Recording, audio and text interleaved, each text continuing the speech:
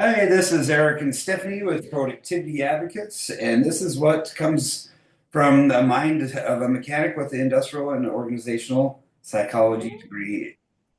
Today, we are talking about productivity. Productivity, there's so many different aspects that could cost organization a huge amount of money in their investment in employees. And we're going to go over it because everybody likes to play the blaming game and they don't want to take accountability for it, especially leaders. And the leaders are the actual ones that have all the information. And so, as we go through this, we're going to try and talk to people, talk to you, and help you understand that you have to do a lot of self reflection as a leader and look at the whole gamut of everything within productivity in your organization to really dig down deep to figure out why the productivity is lacking. It could be employees, it could be the environment, heck, it could be politics. There's so many different things that have an effect on productivity. So that's what we're talking about. Productivity is uh, an interesting subject to study because a lot of stuff in the past that we've talked to people and interviewed individuals within HR is we talked to them about surveys and the surveys and implementing them, getting the information from them and what they do with them. 8% of surveys actually get something effectively um, done with it. So 92% of survey information never gets touched on average. Uh, what's your thoughts on that, Stephanie? Just a sad statistic. 8% take action on those out of 92 that don't. Yep. There's no wonder that productivity is such an issue in the workplace and engagement. It's hard to be engaged when that low of a number is a statistic.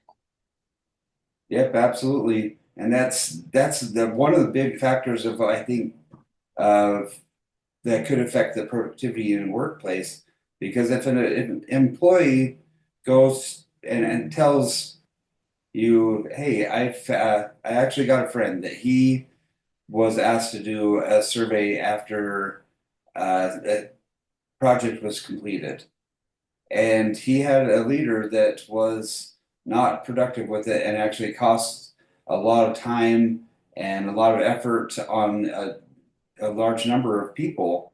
And when the survey got back to them, they countered it with the person ended up getting fired, wrongly fired, because they asked them to be honest about the situation and they took it wrong and they blamed them instead of just looking at the big picture.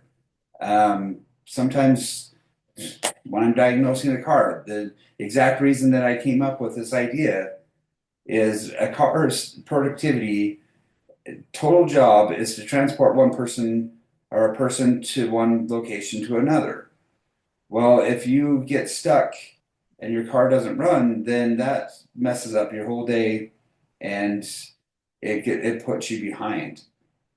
So, what could be wrong with the car? Well, the car gives you all sorts of gauges to read and to know what the car is doing, right? Employees do the exact same thing. Well, what if you just ran out of gas? We had one week that three people ran out of gas, towed their car in, and we simply put gas in it because that's where I start. Is I look at the gas gauge. The gas gauge did read just under a quarter, but I don't know how that gas gauge reads, if it reads accurate or not. And so we put gas in, and the people are like, "No way!" And we're like, "Yeah, we just put gas in and started right up." Oh, I feel so embarrassed. I'm like, "Well, know that that's your new low on your fuel," and So that was driver error. That was 100% driver error, which a person is the leadership of driving the car. They start it, they brake, they do everything to maintain that car. But if they're not watching the gauges and it stops and they blame something else, then, and that probably wasted a lot of time. Then they had to have the car towed in. And then it wasted, I'm not saying wasted our time, but it still took time to do it just because it was empty of gas. Mhm. So employee engagement once again and the working place, leadership knows all the information. They can see all the information, and if they're the right leaders, then they let the employees really direct their work environment and not try to control it as much, but they build the work environment so that they can thrive, and so all the mechanics of the workplace can continue to just go, go, go, and then the leadership just makes sure that they're filled with gas, they're fueled. So, but the blame game is a hard one because everyone wants to blame everybody else instead of just looking at the whole situation, stepping back and realizing that you could be the issue. Issue could be a huge amount of other things. Yeah. And then that actually goes into our next bullet point that we want to go into. What about turnover? Um, Employee loyalty is at a high low, and that's because they don't have pensions like they used to. I talked to a lot of older people that are it's like, I didn't leave my job because I had a pension. I needed to stay there to be able to continue to build that pension and to do um, to keep it. Now you have 401ks. 401ks are transferable to any place that you want to go. And so if you want to get a different job, that 401k doesn't mean that you have to have any loyalty. I believe the average of a person staying in the workplace is around 5 to 6 years now. Yeah. And so if you don't create the right workplace, somebody's going to just go. And a lot of people like to blame it on generations. And it's like, no, you shouldn't generalize that generations are the problem because everybody there are individuals, but everybody loves to just it's millennials, it's Gen Xers, it's this. I mean, it's baby boomers. I don't know. I mean, it's they love to blame it. It's like, no, it's on an individual basis, and we shouldn't blame just generations. That's it's a huge amount of people to just or to generalize that it's just those generations. And Yeah. so it's yeah, there's hardworking people in every aspect, and it's really, you know, it's what it is. If you really want to look at something interesting, though, from some studies that I've been doing on attorneys, graduating attorneys, and also veterinarians, 75% of graduating attorneys and veterinarians are women. So women are rocking the scene more than men, you know. And why is that? They're ambitious. They're go-getters. They're ready to get in and get dirty and get things done. Is there anything wrong with that? Absolutely not. It's to everybody's individual. And those numbers might be a little bit off. That was a few years ago when I studied that. But when I did, I'm just like, yeah, men, if you want to do something, anybody is capable of anything they want to do. It doesn't matter gender, sex, anything to that effect. Anybody can do anything they put their mind to. It's all about how much effort they want to put in. So, so let's talk about a higher productive working place. I talked with a leader that they believe their productivity is above 90%. And it's interesting because this company is managed, their CEO is in a different state than the company is operated in. And they actually have employees all over the state. Um, when I talked to him, he was super positive about him, but he actually just let them go and do their job and create their environment. The other thing is he interviewed every employee every quarter. They only have 70 employees, but they're a highly profitable company and their employee turnaround is very low. And that's because the CEO is very involved with knowing the employees, not directing them in any way. They create their environment. He asks them what they need. As he does interview them, he asks them about um, what their needs are, how they like their position, and if they're having a trouble with a position, he finds a different position within the organization that would better suit them. And in interviewing the employees, he does exactly what they say, what he says. He has a huge amount of integrity, and he has always got an open door. And he's starting another company right now, and he has the ability to be able to do it because he has trust in his employees to do their jobs. So that's a high productive workplace that he is the driver of the company, but he lets the company drive itself and power itself, really. So, and that goes into better communication and culture, and that translates into better customer experience. Internal customer service is where everybody treats everybody well within the organization. That better improves outside customer service. I talked to a person the other day that was by far the worst customer service agent I have ever talked to. And all I was doing is asking a question that they told us to do in the instructions in installing the engine. And they were, and so it was quite interesting. So driving engagement. We have a book about driving engagement. It's all about how a car is driven compared to how an organization can be run. It's exactly that. You steer it. For a leader to think that they can go and power the car and drive it at the same time, it's impossible. All the moving parts that are in there.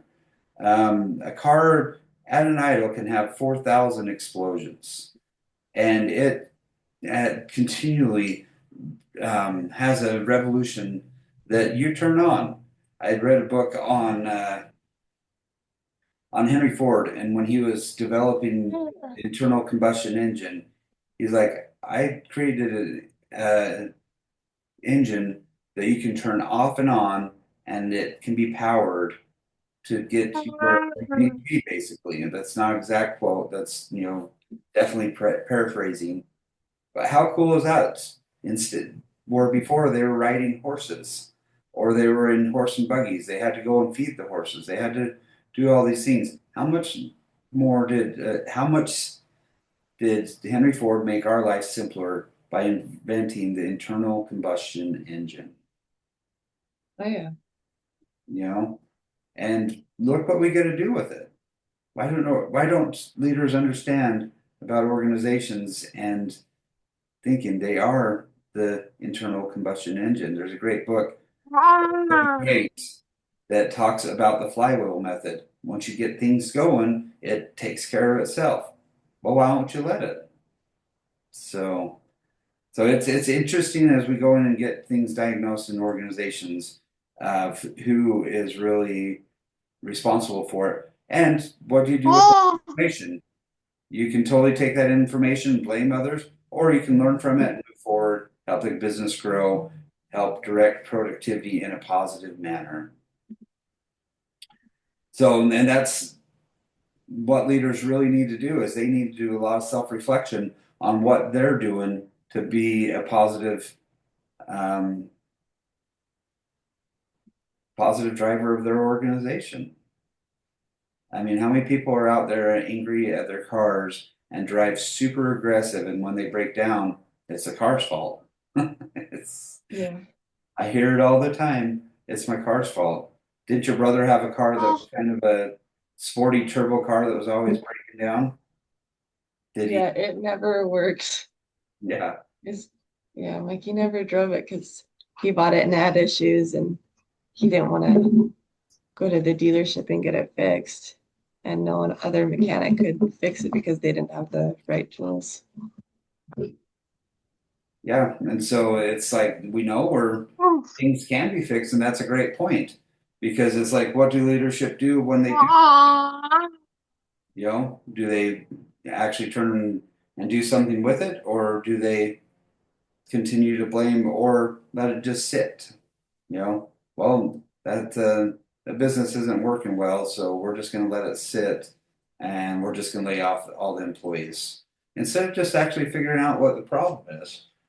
Because that's one of the big keys about being a leader. If you're a driver of a vehicle and you know that there's a problem with it, check engine light comes on, gauges are telling you all sorts of things. Are you just going to get rid of the car? It could be a super simple fix. Um, it could be a big fix depending on the maintenance on it.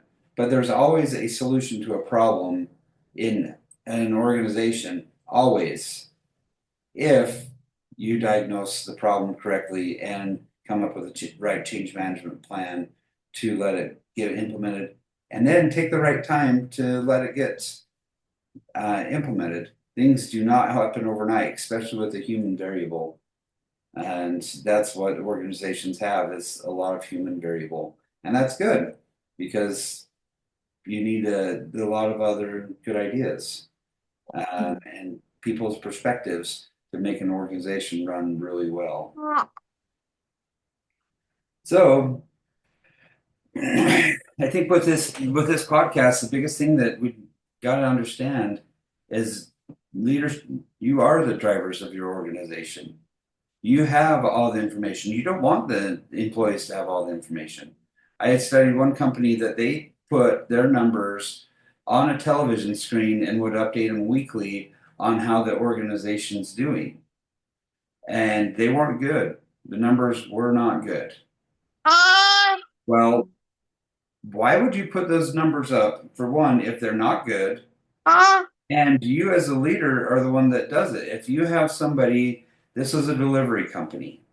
And so you have all these delivery drivers out on the road. What can they do while driving to change those numbers? They have a lot of things that they can't predict. If there's traffic, for one, they can and they go out and get new business while working in a truck. No, they can't do that. And so by showing them that your numbers are down and they're not productive, you're telling them that you're basically failing as a leader, right? There's another organization I talked to that I just talked to the employee. I didn't talk to the organization. They had a productivity counter in a big one that if it was in green, then they're in productivity. If it was in red, they're not. It was in their lunchroom. And the guy had worked there for 6 years and has never ever seen it in green, ever. And I'm like, have you guys done employee surveys? Yeah. Have they ever done anything with the changes on it? Nope. It's like, well, how do they can expect to get that productivity up and get it into the red? They're sitting there showing their employees how bad they are as leadership, in my opinion. I would need to go in and organize or do the studies more to really understand that. But think about it. How is those employees, if they're line employees and they're on their manufacturing thing, their manufacturing areas, whatnot, and they're doing their job, but it's still not productive enough, then something needs to be looked at more. You can't just sit there and say, every day I go to lunch and I see how crappy we are because our productivity is down. How's that going to build any type of morale within the organization? I don't understand. Yeah, I mean, it makes your employees second guess everything. It's like, well, I thought I was working my hardest. I thought I was giving this effort, but it's still not good enough. So is it me? Am I just not good at my job? Or Yeah. There's a book called The Happiness Advantage by Sean Aker. One of my 4 books that I recommend every leader should just base their leadership off of. And the front of it, and this is a little bit outdated. This 20 years ago when he wrote it, but they said out of 18 different studies on psychology, 17 of them were on negativity and one was on positivity. Well, what do we tend to focus on? And especially leadership, negative or positive? And if you're not positive about the situation, how is that going to change? Um, and then that goes into another book called The Speed of Trust by Covey. Trust is a huge, huge problem within organizations right now. And it's just interesting situations. So, and then having an open mindset. Mindsets by Carol Dweck is the other one. Because if you don't have a positive, open growth mindset and you're fixed, then you won't be able to understand what you need to do to really uh, change the work environment to make it positive. So I think that's good for today. All right. Thanks for listening and have a great day.